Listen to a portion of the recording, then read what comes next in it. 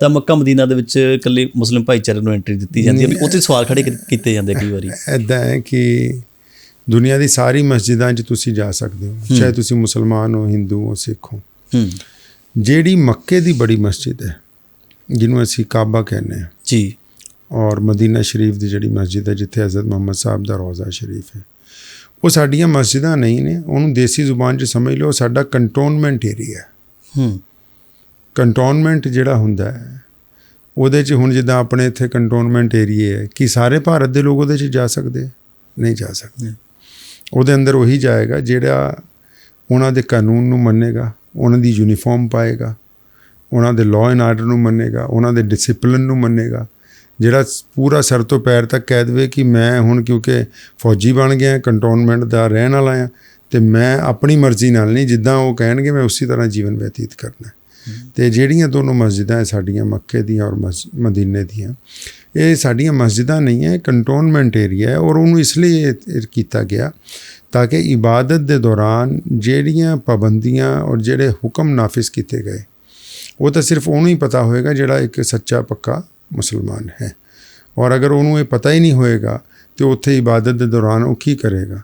ਅਤੇ ਸਭ ਤੋਂ ਪਹਿਲੀ ਗੱਲ ਤਾਂ ਇਹ ਕਿ ਕਿਉਂਕਿ ਉਹਨਾਂ ਮਸਜਿਦਾਂ ਦੇ ਵਿੱਚ ਹੁਕਮ ਦੇ ਦਿੱਤਾ ਗਿਆ, ਕਿਉਂਕਿ ਮੱਕੇ ਦੇ ਵਿੱਚ ਲਗਾਤਾਰ ਤਕਰੀਬਨ 20 ਸਾਲ 14 ਸਾਲ ਪਹਿਲੇ ਔਰ ਉਹਦੇ ਬਾਅਦ 10 ਸਾਲ ਹੋਰ ਹਜ਼ਰਤ ਮੁਹੰਮਦ ਸਾਹਿਬ ਦੇ ਉੱਤੇ, ਉਹਨਾਂ ਦੇ ਮੰਨਣ ਵਾਲਿਆਂ ਦੇ ਉੱਤੇ ਤਸ਼ੱਦਦ ਕੀਤੇ ਗਏ।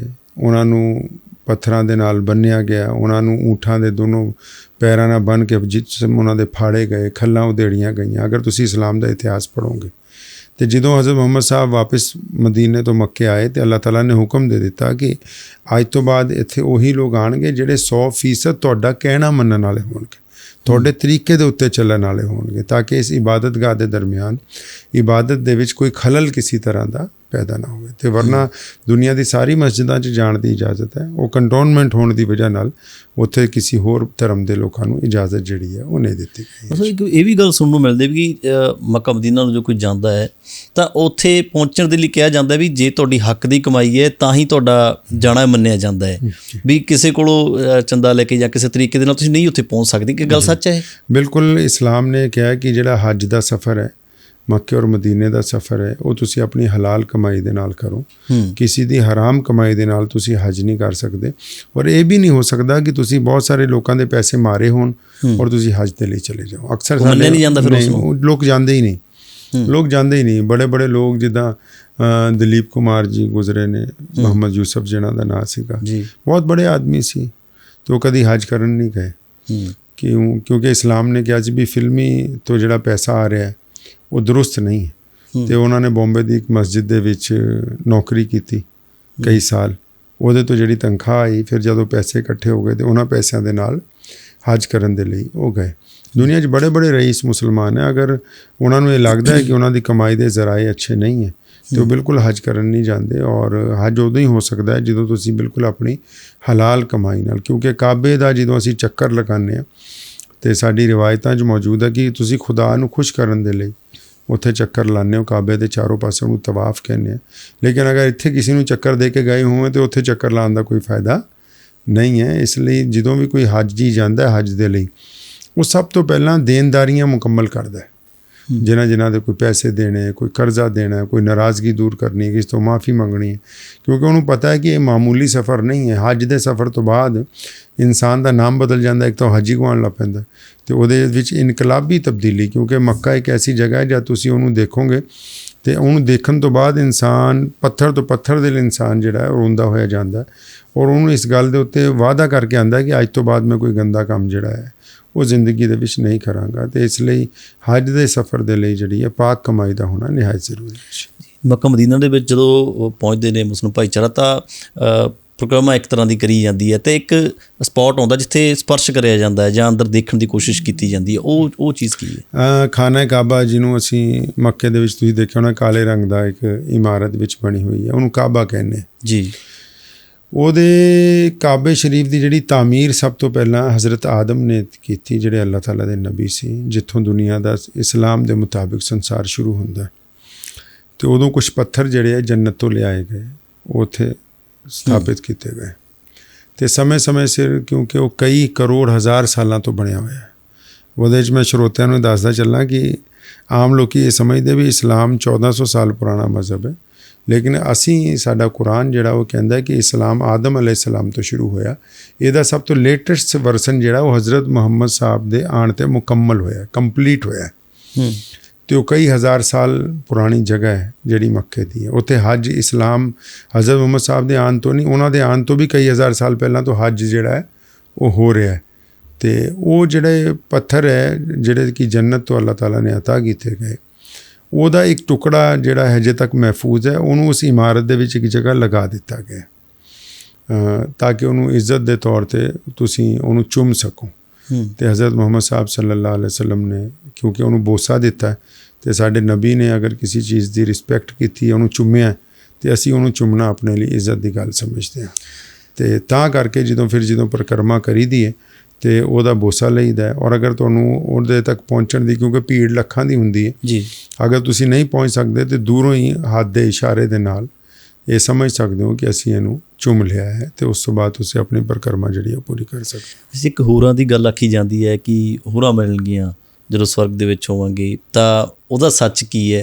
ਅਤੇ ਦੇਖੋ ਐਸਾ ਹੈ ਕਿ ਅੱਲਾਹ ਤਾਲਾ ਨੇ ਵਾਅਦਾ ਕੀਤਾ ਹੈ ਇਨਸਾਨਾਂ ਦੇ ਨਾਲ ਕਿ ਅਗਰ ਤੁਹਾਡੇ ਕਰਮ ਚੰਗੇ ਹੋਣਗੇ, ਦੁਨੀਆ ਦੇ ਸਾਰੇ ਮਜ਼ਾਹਿਬ 'ਚੋਂ ਸਿਰਫ ਇਸਲਾਮ ਨੇ ਇਹ ਆਈਡੀਓਲੋਜੀ ਸਾਹਮਣੇ ਰੱਖੀ ਇਨਸਾਨਾਂ ਦੇ ਕਿ ਸਾਰਾ ਕੁਝ ਇਸੀ ਜ਼ਿੰਦਗੀ 'ਚ ਨਹੀਂ ਹੈ, ਮਰਨ ਤੋਂ ਬਾਅਦ ਵੀ ਹਿਸਾਬ ਕਿਤਾਬ ਬਾਕੀ ਹੋਣਾ ਹੈ।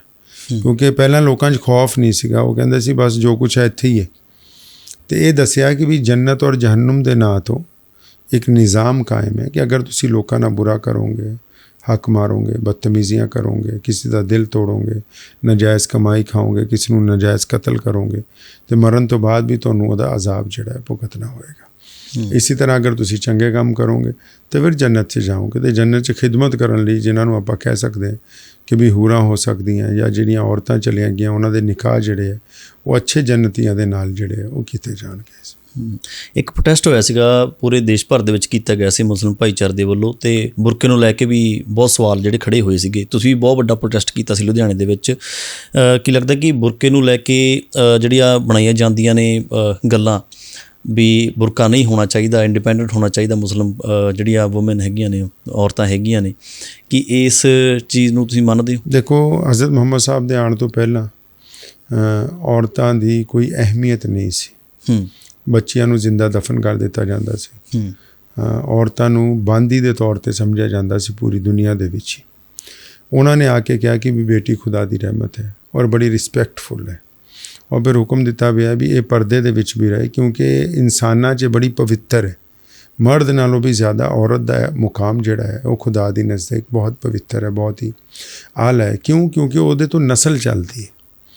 ਉਹ ਇੱਕ ਸਮਾਜ ਦੀ ਮਾਂ ਹੈ, ਇੱਕ ਅੱਛੀ ਤਰਬੀਅਤ ਕਰਨ ਵਾਲੀ ਭੈਣ ਹੈ, ਇੱਕ ਬਿਹਤਰੀਨ ਬੀਵੀ ਹੈ, ਕੀ ਸਮਝੋ। ਅਤੇ ਇਸ ਲਈ ਔਰਤ ਨੂੰ ਬੜੀ ਇਸਲਾਮ ਨੇ ਰਿਸਪੈਕਟ ਦਿੱਤੀ। ਇਹ ਕਿਤੇ ਨਹੀਂ ਕਿਹਾ ਕਿ ਤਾਲੀਮ ਨਾ ਦਿਲਵਾਓ, ਤਾਲੀਮ ਦਿਲਵਾਓ, ਅੱਛੀ ਤੋਂ ਅੱਛੀ ਹੋਵੇ। ਕਿਤੇ ਨਹੀਂ ਕਿਹਾ ਕਿ ਉਹ ਅਫਸਰ ਨਹੀਂ ਲੱਗ ਸਕਦੀ ਜਾਂ ਉਹ ਕੋਈ ਕਾਰੋਬਾਰ, ਸਾਰੀਆਂ ਚੀਜ਼ਾਂ ਕਰੇ, ਲੇਕਿਨ ਇਸਲਾਮ ਨੇ ਕਿਹਾ ਕਿ ਉਹਦਾ ਲਿਬਾਸ ਖੁੱਲ੍ਹਾ ਡੁੱਲਾ ਹੋਵੇ ਤਾਂ ਕਿ ਉਹਦਾ ਜਿਹੜਾ ਪਾਕ ਜਿਸਮ ਹੈ ਉਹਦੇ 'ਤੇ ਕਿਸੇ ਦੀ ਗੰਦੀ ਨਿਗਾਹ ਨਾ ਪਵੇ। ਇਸਲਾਮ ਦੇ ਪਰਦੇ ਦੇ ਜਿਹੜਾ ਨਿਜ਼ਾਮ ਹੈ, ਵਿਵਸਥਾ ਹੈ, ਇਹਦੇ ਖਿਲਾਫ ਸਭ ਤੋਂ ਜ਼ਿਆਦਾ ਜਿਹੜਾ ਪ੍ਰਚਾਰ ਭੰਡਿਆ ਗਿਆ ਉਹ ਯੂਰਪ 'ਚ ਹੋਇਆ। ਕਿ ਇਹ ਮੰਨ ਸਕਦੇ ਉੱਥੇ ਗਲਤੀ ਹੋਈ ਹੈ? ਨਹੀਂ, ਯੂਰਪ ਨੇ ਇਸ ਲਈ ਕੀਤਾ ਕਿਉਂਕਿ ਯੂਰਪ ਜਿਹੜਾ ਹੈ ਉਹ ਪੂਰੀ ਦੁਨੀਆ ਦਾ ਵਪਾਰਕ ਤਬਕਾ ਹੈ, ਸਭ ਤੋਂ ਵੱਡਾ। ਉਹਨਾਂ ਨੂੰ ਇਹ ਲੱਗਦਾ ਹੈ ਕਿ ਅਗਰ ਦੁਨੀਆ ਦੇ ਵਿੱਚ ਪਰਦੇ ਦਾ ਸਿਸਟਮ ਰਹੇਗਾ ਅਤੇ ਸਾਡੀ ਕਾਸਮੈਟਿਕ ਜਿਹੜੀ ਉਹ ਜ਼ਿਆਦਾ ਵਿਕਣ ਵਾਲੀ ਨਹੀਂ, ਸਾਡੇ ਬਿਹਤਰੀਨ ਕੱਪੜੇ ਜ਼ਿਆਦਾ ਵਿਕਣ ਵਾਲੇ ਨਹੀਂ। ਕਿਉਂਕਿ ਜਦ ਤੁਸੀਂ ਪਰਦੇ ਦੇ ਨਿਜ਼ਾਮ ਨੂੰ ਕਾਇਮ ਕਰੋਗੇ, ਬਹੁਤ ਸਾਰੀ ਜ਼ਰੂਰਤਾਂ ਜਿਹੜੀਆਂ ਉਹ ਘੱਟ ਜਾਂਦੀਆਂ। ਔਰ ਅਗਰ ਅਸੀਂ ਪੁਰਾਣੀ ਸੱਭਿਅਤਾ ਨੂੰ ਦੇਖੀਏ, ਆਪਾਂ ਪੰਜਾਬ 'ਚ ਰਹਿੰਦੇ ਹਾਂ, ਆਪਣੀ ਸੱਭਿਅਤਾ ਦੇਖ ਲਓ, ਭਾਰਤ ਦੇ ਅਲੱਗ-ਅਲੱਗ ਸੂਬਿਆਂ ਦੀ ਦੇਖ ਲਓ, ਅਤੇ ਸਾਡੇ ਬੜੀ ਔਰਤ ਨੂੰ ਸਤਿਕਾਰ ਦਿੱਤਾ ਗਿਆ, ਔਰਤ ਦੇ ਸਿਰ 'ਤੇ ਦੁਪੱਟਾ ਰੱਖਿਆ ਗਿਆ। ਉਹਦਾ ਲਿਬਾਸ ਜਿਹੜਾ ਹੈ ਸਾਡੇ ਬੜੀ ਤਹਿਜ਼ੀਬ ਵਾਲਾ ਲਿਬਾਸ ਹੈ। ਪੰਜਾਬੀ ਲਿਬਾਸ ਵੀ ਅਗਰ ਤੁਸੀਂ ਔਰਤਾਂ ਦਾ ਦੇਖੋਗੇ, ਔਰ ਇਹ ਜ਼ਾਹਿਰ ਜੀ ਗੱਲ ਹੈ ਕਿ ਕਿਸੇ ਦਾ ਵੀ ਲਿਬਾਸ ਦੇਖ ਕੇ ਤੁਸੀਂ ਉਹਦੇ ਮੁਤਾਲਿਕ ਰਾਏ ਕਾਇਮ ਕਰਦੇ ਹੋ। ਇਹ ਤਾਂ ਅੱਜ ਕੱਲ੍ਹ ਯੂਰਪੀਅਨ ਮੀਡੀਆ ਨੇ ਕਿਹਾ ਨਾ ਵੀ ਕੱਪੜੇ ਪਾਉਣ 'ਚ ਕੀ ਹੈ। ਅਗਰ ਤੁਸੀਂ ਇਹ ਸਮਝਦੇ ਹੋ ਤਾਂ ਫਿਰ ਸੋਨਾ ਜਵਾਹਰਾਤ ਬਾਹਰ ਟੰਗਣ 'ਚ ਕੀ ਫ਼ਰਕ ਹੈ? ਫਿਰ ਗੱਡੀ ਨੂੰ ਲੋਕ ਕਾਹਤੇ ਲਾਣੇ ਪਏ ਹੋ ਤੁਸੀਂ? ਅਗਰ ਕੋਈ ਅੱਛੀ ਚੀਜ਼ ਹੈ ਉਹਨੂੰ ਲੁਕੋ ਕੇ ਕਾਹਤੇ ਘਰ 'ਚ ਰੱਖਦੇ ਪਏ ਹੋ। ਅਗਰ ਇਹ ਸਿਰਫ ਤੁਸੀਂ ਔਰਤ ਨੂੰ ਇਸ ਹੱਦ ਤੱਕ ਸਮਝਦੇ ਹੋ ਗੰਦਾ ਕਿ ਇੱਕ ਮਾਚਿਸ ਦੀ ਡਿੱਬੀ ਦੇ ਉੱਤੇ ਵੀ ਤੁਸੀਂ ਕੁੜੀ ਦੀ ਫੋਟੋ ਛਾਪਦੇ ਹੋ ਕਿ ਇਹ ਵਿਕੇ। ਕੋਲਡ ਡਰਿੰਕ ਵੇਚਣੀ ਹੈ ਤਾਂ ਵੀ ਤੁਸੀਂ ਲੜਕੀਆਂ ਨੂੰ, ਫੁੱਟਬਾਲ ਖਿਲਾਉਣਾ ਹੈ ਤਾਂ ਵੀ ਲੜਕੀਆਂ ਨੂੰ, ਮੈਚ ਖਿਲਾਉਣਾ ਹੈ ਤਾਂ ਵੀ ਕੁੜੀਆਂ ਨੂੰ ਨਚਾ ਰਹੇ ਹੋ। ਇਹ ਰਿਸਪੈਕਟ ਦੇ ਰਹੇ ਹੋ ਜਾਂ ਉਹਨਾਂ ਦੇ ਜ਼ਰੀਏ ਤੁਸੀਂ ਲੋਕਾਂ ਤੋਂ ਪੈਸੇ ਕਮਾਉਣ ਦਾ ਢੰਗ ਅਪਣਾ ਰਹੇ ਹੋ? ਇਹ ਪਤਾ ਤਾਂ ਲੱਗੇ ਨਾ ਵੀ ਔਰਤ ਦੀ ਰਿਸਪੈਕਟ ਕੀ ਹੁੰਦੀ ਹੈ। ਇਸਲਾਮ ਨੇ ਕਿਹਾ ਉਹਦੀ ਰਿਸਪੈਕਟ ਇਹ ਹੈ ਵੀ ਉਹਦਾ ਆਰਡਰ ਘਰ ਦੇ ਵਿੱਚ ਤਸਲੀਮ ਕੀਤਾ ਜਾਵੇ, ਉਹਨੂੰ ਇੱਕ ਬਤੌਰ ਮਾਂ, ਇੱਕ ਬਤੌਰ ਭੈਣ ਇੱਕ ਦਰਜਾ ਦਿੱਤਾ ਜਾਵੇ। ਅੱਜ ਸਾਡੇ ਦੇਸ਼ 'ਚ ਅੱਜ ਤੋਂ 20 ਸਾਲ ਪਹਿਲਾਂ ਪਾਰਲੀਮੈਂਟ ਨੇ ਕਿਹਾ ਕਿ ਔਰਤ ਨੂੰ ਆਪਣੀ ਕੀ ਕਹਿੰਦੇ ਜਾਇਦਾਦ 'ਚ ਹਿੱਸਾ ਦੇਣਾ ਹੈ। ਇਸਲਾਮ ਨੇ ਆਪਣੀ ਹੋਂਦ ਦੇ ਨਾਲ ਹੀ ਐਲਾਨ ਕੀਤਾ ਕਿ ਬੇਟੀ ਜਿਹੜੀ ਹੈ ਬਾਪ ਦੀ ਜਾਇਦਾਦ ਦੇ ਵਿੱਚ, ਵਿਰਾਸਤ ਦੇ ਵਿੱਚ ਹਿੱਸੇਦਾਰ ਹੈ, ਅਤੇ ਬੇਟੀ ਜਿਹੜੀ ਉਹਨੂੰ ਬਰਾਬਰ ਦੇ ਹੱਕ ਹਾਸਿਲ ਹੈ ਤਾਲੀਮ ਹਾਸਿਲ ਕਰਨ ਦੇ। ਅਤੇ ਇਸ ਲਈ ਮੈਂ ਸਮਝਦਾ ਹਾਂ ਕਿ ਔਰਤਾਂ ਨੂੰ ਵੀ ਇਹ ਖਿਆਲ ਰੱਖਣਾ ਚਾਹੀਦਾ ਹੈ ਕਿ ਉਹਨਾਂ ਦਾ ਜਿਹੜਾ ਲਿਬਾਸ ਹੈ, ਪਰਦੇ ਦਾ ਮਤਲਬ ਇਹ ਹੁੰਦਾ ਕਿ ਵੀ ਆਪਣੇ ਆਪ ਨੂੰ ਇਸ ਤਰ੍ਹਾਂ ਦਾ ਕਮ ਸੇ ਕਮ ਢੱਕਿਆ ਜਾਵੇ ਕਿ ਦੂਸਰਾ ਬੰਦਾ ਤੁਹਾਡੇ ਜਿਸਮ ਦੇ ਨੂੰ ਦੇਖ ਕੇ ਕੋਈ ਉਹ ਲਜ਼ਤ ਮਹਿਸੂਸ ਨਾ ਕਰੇ। ਅੱਜ ਬੜੀਆਂ ਸ਼ਾਦੀਆਂ ਹੁੰਦੀਆਂ, ਤੁਸੀਂ ਦੇਖੋ ਬੜੇ ਘਰਾਣੇ ਦੀਆਂ ਕਈ ਔਰਤਾਂ, ਉਹਨਾਂ ਦੇ ਲਿਬਾਸ ਬਿਲਕੁਲ ਇੱਦਾਂ ਹੈ ਕਿ ਜਿਸਮ ਜਗ੍ਹਾ ਤੋਂ ਨਜ਼ਰ ਆ ਰਿਹਾ ਹੈ। ਔਰ ਬਹੁਤ ਹੀ ਲੋ ਕੈਟਾਗਰੀ ਦੇ ਲੋਕ ਵੀ, ਚਾਹੇ ਉੱਥੇ ਖਾਣਾ ਹੀ ਸਰਵ ਕਰ ਰਹੇ ਹੋਣ, ਉਹ ਵੀ ਉਹਨਾਂ ਨੂੰ ਦੇਖ ਕੇ ਖੁਸ਼ ਹੁੰਦੇ, ਇੱਕ ਦੂਸਰੇ ਨੂੰ ਦੱਸਦੇ ਕਿ ਉਹ ਦੇਖੋ ਫਲਾਨੀ ਦੇ ਦੇਖੋ ਕੱਪੜੇ ਨਹੀਂ ਪਾਏ ਹੋਏ। ਅਤੇ ਇਹ ਇੱਜ਼ਤ ਦੀ ਗੱਲ ਹੈ? ਇਹ ਤਾਂ ਬੜੀ ਬੇਇੱਜ਼ਤੀ ਦੀ ਗੱਲ ਹੈ ਕਿ ਬਈ ਤੁਸੀਂ ਆਪਣੇ ਆਪ ਨੂੰ ਅਣਖੀ ਵੀ ਕਹਿੰਦੇ ਹੋ ਔਰ ਤੁਹਾਡੀਆਂ ਧੀਆਂ ਭੈਣਾਂ ਜਿਹੜੀਆਂ ਉਹਨਾਂ ਦੇ ਜਿਸਮ 'ਤੇ ਕੱਪੜੇ ਵੀ ਪੂਰੇ ਨਹੀਂ ਔਰ ਆਮ ਲੋਕ ਜਿਹੜੇ ਉਹਨਾਂ ਨੂੰ ਦੇਖ ਕੇ ਮਜ਼ੇ ਲੈ ਰਹੇ ਹੈ। ਅਤੇ ਇਹ ਤਾਂ ਕੋਈ ਅਣਖ ਦੀ ਗੱਲ ਨਹੀਂ। ਅਣਖ ਤਾਂ ਇਹੀ ਹੈ ਨਾ ਕਿ ਤੁਹਾਡਾ ਸਤਿਕਾਰ, ਤੁਹਾਡਾ ਮਿਆਰ ਜਿਹੜਾ ਉਹ ਬਾਕੀ ਰਹਿਣਾ ਚਾਹੀਦਾ। ਅਤੇ ਇਸਲਾਮ ਨੇ ਉਸੀ ਸਤਿਕਾਰ ਦੀ ਗੱਲ ਕੀਤੀ ਹੈ ਕਿ ਔਰਤ ਦਾ ਜਿਹੜਾ ਕਿ ਰੁਤਬਾ ਹੈ ਉਹਨੂੰ ਬਰਕਰਾਰ ਰੱਖੋ। ਔਰਤ ਨੂੰ ਤੁਸੀਂ ਪੈਸੇ ਕਮਾਉਣ ਦਾ ਜ਼ਰੀਆ ਨਾ ਸਮਝੋ, ਉਹਦੀ ਰਿਸਪੈਕਟ ਕਰੋ, ਚਾਹੇ ਉਹਨੂੰ ਬਾਦਸ਼ਾਹ ਹੀ ਕਿਉਂ ਨਾ ਬਣਾ ਦਿਓ, ਲੇਕਿਨ ਤੁਹਾਡੀਆਂ ਨਿਗਾਹਾਂ ਜਦ ਉਹਦੇ ਵੱਲ ਉੱਠਣ ਤੇ ਉਹਨਾਂ ਨਿਗਾਹਾਂ 'ਚ ਰਿਸਪੈਕਟ ਹੋਣੀ ਚਾਹੀਦੀ। ਔਰ ਇਸ ਦੇ ਬਾਰੇ ਔਰਤਾਂ ਨੂੰ ਵੀ ਕਿਸੇ ਹੱਦ ਤੱਕ ਸੋਚਣਾ ਜ਼ਰੂਰੀ ਹੈ